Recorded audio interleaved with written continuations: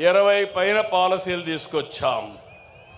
అమరావతిలో quantum valley, విశాఖలో Google, TCS, Reliance, RCR Mittal, BPCL, NTPC, LG వంటి వచ్చాయి.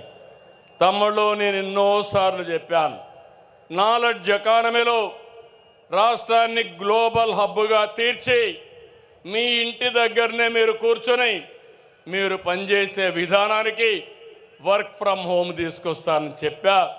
ఇప్పటికే 5 లక్షల మంది పనిచేస్తున్నారు. రాబోయే రోజుల్లో దాన్ని ఇంకా పెంచి మీ అందరూ ఇంటి దగ్గరే పనిచేసే విధంగా నేను చేసే కార్యక్రమాలు కూడా చేపడతానని మరొక్కసారి హామీ ఇస్తున్నా. మళ్ళీ చెప్తున్నా, I am with you, I am with youth. యువతే నా బలం, యువత మీదనే నా ఆశలు. మీరందరూ కూడా కష్టపడండి, నేను చెప్పింది అర్థం చేసుకోండి. మిమ్మల్ని పైకి తీసుకొచ్చే బాధ్యత నాది నాది నాదని మరొకసారి హామీ ఇస్తున్నా. రతన్ టాటా ఇన్నోవేషన్ హబ్ తీసుకొస్తున్నాం. అదే సమయంలో ఒక్కొక్క కుటుంబంలో ఒక వ్యక్తి ఆంట్రప్రెన్యూర్గా తయారు చేయాలని చెప్పి ముందుకు పోతున్నాం. ఇందులో భాగంగా తిరుపతిలో ఒక కేంద్రం, అనంతపూర్లో ఒక కేంద్రం పెట్టి మనం దీన్ని లాజికల్గా తీసుకుపోవడానికి ముందుకు పోతున్నామని చెప్పి తెలియజేస్తున్నా. తమిళలో ఈ సభలో రాయలసీమ గడ్డ మీద చెప్తున్నా, రాయలసీమ బిడ్డగా చెప్తున్నా. రాయలసీమ అంటే ఒకప్పుడు రాళ్ల సీమ, ఎడారిగా మారిపోతుందన్నారు. కాదు, రాయలసీమని రతనాల సీమగా తయారు చేసే బాధ్యత నాది అని మరొక్కసారి హామీ ఇస్తున్నా. రాష్ట్రానికి ఒక మణిహారంగా మారుస్తాం. రాయలసీమలో ఒకప్పుడు ఫ్యాక్షన్లు, నేనే ఆ రోజు ఎవరైనా సరే రాయలసీమ గడ్డ పైన ఫ్యాక్షన్ ఉండడానికి వీలు లేదని కఠినంగా వ్యవహరించా. ఈరోజు ఏం తమ్ముళ్ళు ఫ్యాక్షన్లు ఉన్నాయా అని మిమ్మల్ని అడుగుతున్నా. దీనివల్ల అభివృద్ధి అవుతా ఉందా లేదా అని మిమ్మల్ని అడుగుతున్నా. నా దగ్గర రాయలసీమ అభివృద్ధికి స్పష్టమైన బ్లూ ప్రింట్ ఉంది. ఎడ్యుకేషన్ సంస్థలు, ఇరిగేషన్, హార్టికల్చర్, పరిశ్రమలు, గ్రీన్ ఎనర్జీ, టూరిజం, హైవేలు, పారిశ్రామిక కారిడార్లు, ఇండస్ట్రియల్ నోడుతో రాయలసీమను ఏం చేయాలనో ఒక పక్కా ప్రణాళిక ఉంది. తిరుపతిలో ఐఐటి వచ్చింది, IISER, Indian culinary institute, Sanskrit university, కర్నూలులో ఉర్దూ యూనివర్సిటీ, ఐఐటి, అనంతపూర్లో central university, national academy of customs, ఇవన్నీ తీసుకొచ్చాం. కడప హజ్ హౌస్ మొదలుపెట్టి 90% పూర్తి చేస్తే దాన్ని పూర్తి చేయలేని వాళ్ళు రాయలసీమను అభివృద్ధి చేస్తారా తమ్ముళ్ళు అని అడుగుతున్నా. 6 నెలల్లో కడప హజ్ హౌస్ని పూర్తి చేసి మీ అందరికీ అందుబాటులో తెస్తానని చెప్పి కూడా నేను మీకు తెలియజేస్తున్నా. లేపాక్షి, ఓర్వకల్ కారిడార్లో defence, aerospace, electronic city, automobile, drone city, green energy ప్రాజెక్టులు తీసుకొస్తాం.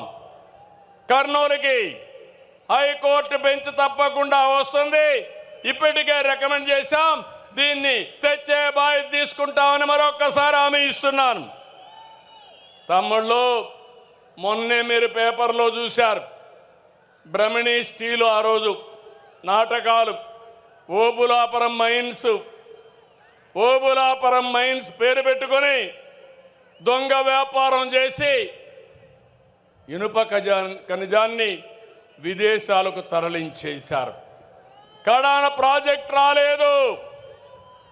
ఆ స్కామ్లో ఇన్వాల్వ్ అయిన వాళ్ళు ఎక్కడున్నారని మిమ్మల్ని అడుగుతున్నా. నేను మిమ్మల్ని ఎక్కడున్నారు తమ్ముళ్ళు అని అడుగుతున్నా.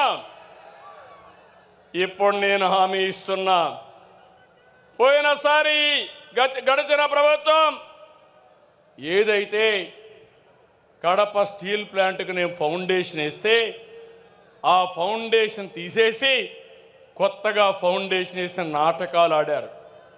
కడపలో స్టీల్ ప్లాంట్ వచ్చిందా అని మిమ్మల్ని అడుగుతున్నా. రాయలసీమ స్టీల్ ప్లాంట్ వచ్చిందా అని మిమ్మల్ని అడుగుతున్నా. మీకు కావాలన్నా లేదా అని మిమ్మల్ని అడుగుతున్నా. కావాలంటే చేతులు పైకెత్తండి. ఇప్పుడు హామీ ఇస్తున్నా, 12వ తారీఖు ఒక సంవత్సరం అవుతుంది.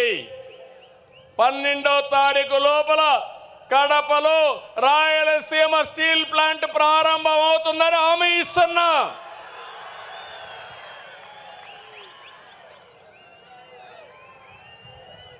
దీనివల్ల ఫేజ్ 1లో 4,500 కోట్లు, 3,000 మందికి ఉద్యోగాలు వస్తాయి. అదే మరి ఫేజ్ 2 కూడా వస్తే ఇవన్నీ పూర్తి అవుతాయి. కొప్పర్తి, ఓర్వకల్లు ఇండస్ట్రియల్ పార్కులకు రెంటికి 5,000 కోట్లు వస్తాయని చెప్పి కూడా నేను మీకు తెలియజేస్తున్నా. డబ్బులు ఇచ్చాం, టెండర్లు పిలిచాం, తొందరలోనే పని ప్రారంభిస్తాం. నీటి విలువ, రైతు కష్టం తెలిసిన పార్టీ తెలుగుదేశం. రాయలసీమకు సాగునీళ్లు ఇవ్వాలని ఆలోచన చేసిన యుగ పురుషుడు నందమూరి తారక రామారావు గారు. అవునా కాదా తమ్ముళ్ళు అని అడుగుతున్నా. రాష్ట్రానికి రాబోయే రోజుల్లో తెలుగు గంగా, కేసీ కెనాల్, హంద్రి నీవా, గాలేరు నగరి, ముచ్చు మర్రి ఇలాంటి ప్రాజెక్టులన్నీ మనమే ప్రారంభించాం. వేదవతి, అలగనూరు, గండికోట లిఫ్ట్ కూడా మనమే ఆ రోజు తీసుకొచ్చాం. అన్నమయ్య ప్రాజెక్టు కొట్టకపోతే ఆనాటి పాలకులు పట్టించుకోలేదు. ఇప్పుడు హామీ ఇస్తున్నా, అన్నమయ్య ప్రాజెక్టును మళ్ళా కట్టే బాధ్యత మనం తీసుకుంటామని హామీ ఇస్తున్నా. ఇంకో పక్కన 5 సంవత్సరాలు తెలుగుదేశం పార్టీ 12,440 కోట్లు ఖర్చు పెట్టాం. ఇంకొక పక్క రాయలసీమని రాజకీయం కోసం వాడుకునే పార్టీ కేవలం 2,000 కోట్లు ఖర్చు పెట్టారు. ఎవరు రాయలసీమ బిడ్డ తమ్ముళ్ళు మీరే చెప్పండి.